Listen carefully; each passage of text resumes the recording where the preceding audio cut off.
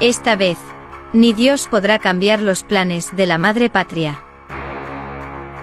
El oso recomienda a Occidente ver desde el palco los planes que tiene en Bielorrusia. Occidente está soñando si cree que su reacción cambiará los planes de Rusia. El mensaje fue bastante claro.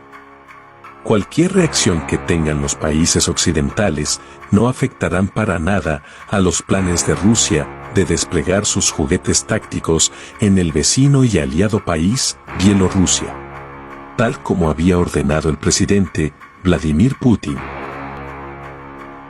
Así declaró el portavoz del Kremlin, Dmitry Peskov.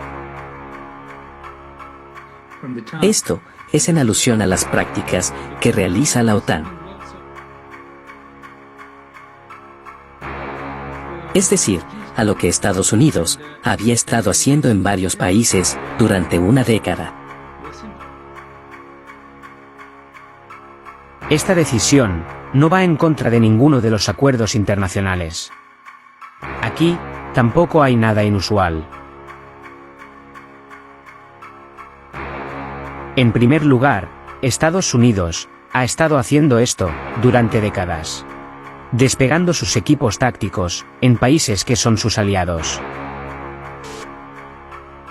Según el mandatario ruso, la construcción del almacén de estos equipos tácticos en Bielorrusia finalizará el 1 de julio. Esto encendió las alarmas de manera inmediata de los países occidentales. Por tal motivo, la reacción de los amigos del tío Sam no se hizo esperar. El despliegue de estos equipos de Rusia en Bielorrusia supone otra escalada del conflicto.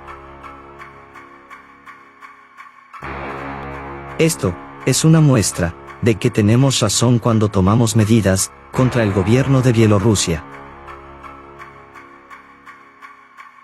Los aliados de la OTAN actúan respetando plenamente sus compromisos internacionales. Rusia hace caso omiso de manera constante a sus compromisos de control de estos equipos.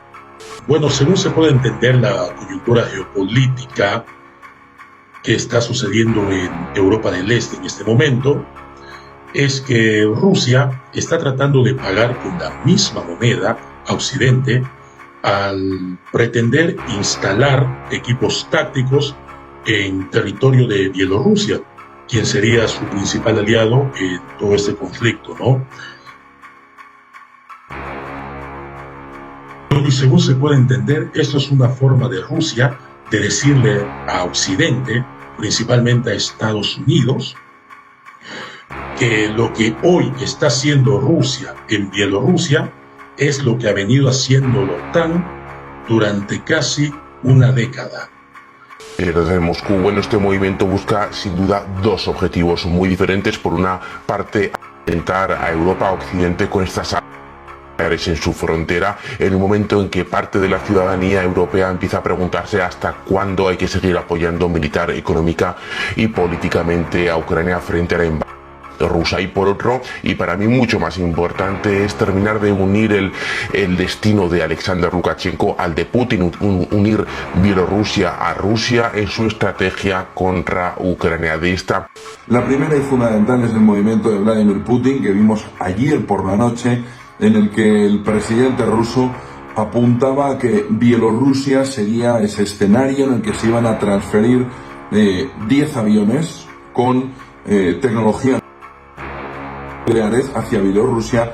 Dice, no para que lo use Bielorrusia, sino para tenerlas allí. La cuestión fundamental es que está cerca de Europa, muy cerca de Europa, más cerca de Europa, y la clave fundamental que está diciendo Rusia es, también lo está haciendo Estados Unidos, acercando al entorno de nuestra frontera, por lo que es el escenario normal en ambas partes de un entorno fría con aumento de tecnología nuclear. Hasta aquí lo normal, hasta aquí la sensación de que esto va escalando. Lo que pasa es que lo hace a pasito, pasito, pasito, pasito, y veremos el momento en el que los pasitos ya nos dejen ver que el camino que se ha recorrido es muy largo. Lo que ha dicho Estados Unidos como respuesta por parte del Departamento de Defensa es que no encuentran razones para cambiar su postura sobre su estrategia, porque no ven señales de que Rusia esté planeando usar.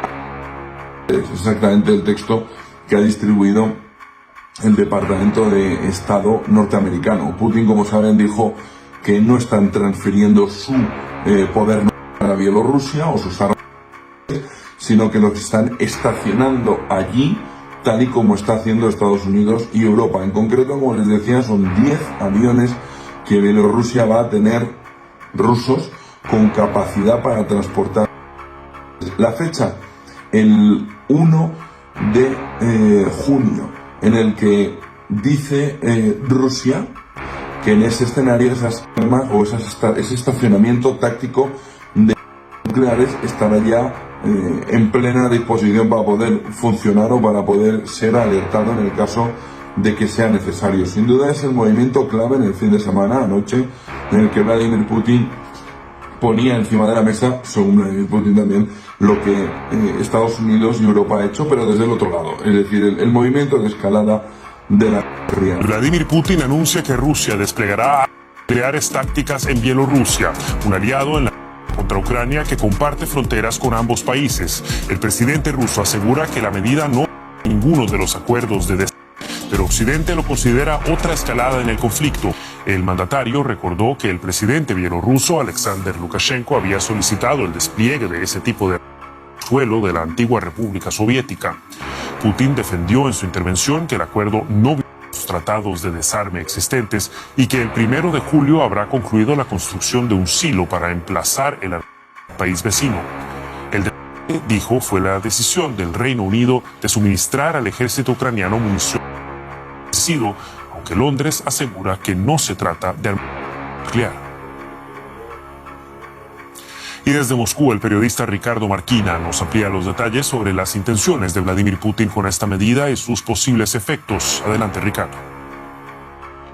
Hola, buenas noches desde Moscú. Bueno, este movimiento busca sin duda dos objetivos muy diferentes. Por una parte, alentar a Europa, a Occidente con estas en su frontera, en un momento en que parte de la ciudadanía europea empieza a preguntarse hasta cuándo hay que seguir apoyando militar, económica y políticamente a Ucrania frente a la invasión rusa. Y por otro, y para mí mucho más importante, es terminar de unir el destino de Alexander Lukashenko al de Putin, unir Bielorrusia a Rusia en su estrategia contra Ucrania. De esta situación, Alexander Lukashenko no va a tener manera de echar marcha atrás. Su destino está sellado al destino de Putin. Por lo demás, sobre el terreno, la situación, aunque sí evidentemente es alarmante, no cambia mucho de donde estábamos ahora, porque rusos con capacidad nuclear ya en la frontera con Europa, ya hay en toda la región de Leningrado, que hace frontera con Finlandia y con Suecia, y también en Kaliningrado con la frontera con Polonia. Así que no es un cambio sustancial, no es un cambio drástico, pero sí es un paso más en la escalada rusa, y en este caso también Bielorrusia en su enfrentamiento directo, ya no solo dialéctico, sino también con estos movimientos de su enfrentamiento con Occidente. Hemos sancionado a Rusia con sanciones económicas que están haciéndole mucho daño. Sus ingresos por venta de hidrocarburos están cayendo, su déficit público aumenta, su déficit comercial también, sectores críticos como el automóvil y la aviación están parados. Es como un veneno de acción lenta, pero segura.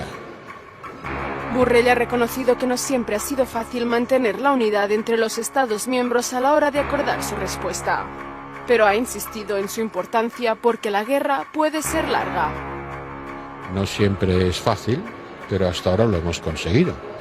Algunos protestando, discrepando, pero al final hemos tenido la unanimidad que necesitamos.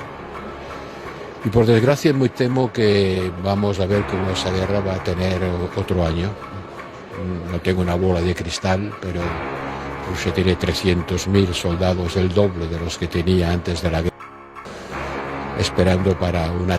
Cuando el tiempo lo permita. La situación no es fácil, Y por eso creo que los europeos tenemos que seguir más de lo mismo. El alto representante cree que Europa debe aumentar rápidamente la ayuda militar a Ucrania y al mismo tiempo trabajar para encontrar una solución negociada al conflicto. En su opinión, no es contradictorio.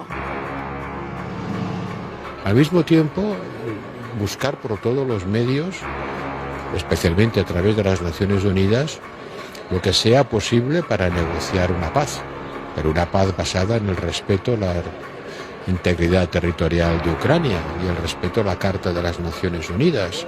La semana que viene en Nueva York puede ser una buena ocasión para eso. Y esto es lo que ha respondido a la pregunta de si las negociaciones con el presidente de Rusia, Vladimir Putin, están cerca. No lo sé, hasta ahora a todo el mundo Putin le ha dicho que tiene objetivos militares que cumplir y hasta que no los cumpla no parece dispuesto a parar la guerra. Es él quien la empezó y es él quien la tiene que parar. Pactado. Volviendo a Rusia, un detalle importantísimo. Ya saben que algunas empresas están decidiendo salir del país. Unas presionadas y otras porque, bueno, les parece más ético o están más en esa línea.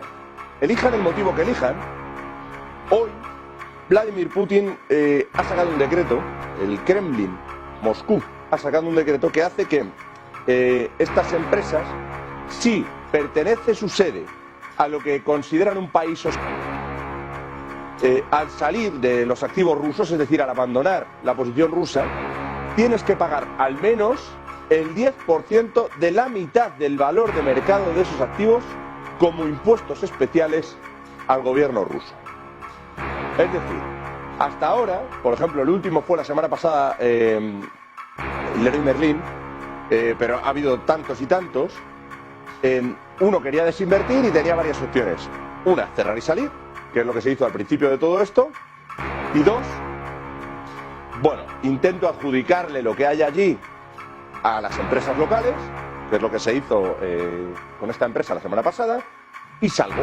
Mantengo los empleos, intento no enemistarme con el gobierno ruso para un futuro, en una división empresarial, pero salgo porque éticamente y por las presiones también que recibo o porque lo considero así, salgo del país. Bueno, pues ahora, si haces eso y perteneces a alguno de los países hostiles, y no es difícil, quiero decir, la mayor parte de las empresas extranjeras en Rusia son de esos países hostiles, son o europeas, estadounidenses, pertenecen a G20, Australia, Canadá, etcétera, etcétera. Todos esos son países considerados hostiles, empresarialmente hablando. Bueno, pues a partir de ahora tienen que pagar el 10% de la mitad del valor que tengan los activos en Rusia. Así que ya va tomando medidas también Rusia contra el resto de países, igual que hacen precisamente contra su balance todos los miembros del G20 o Europa, como lo quieran ustedes llamar, esa otra parte del bloque en cuanto a las sanciones que se impone al petróleo, al aluminio, etcétera. Unas sanciones que, si bien al principio hacían poco, en particular porque las esquivaba Rusia, ahora han obligado a Rusia a reconvertir por completo los destinos, los envíos, a dónde va el petróleo, a dónde va el gas y a dónde va el aluminio, mayoritariamente a China o a India. El problema es que India está jugando muy bien sus cartas y está haciendo que se abarate mucho el producto que recibe de Rusia y luego además lo coloca fantásticamente en Europa, por cierto.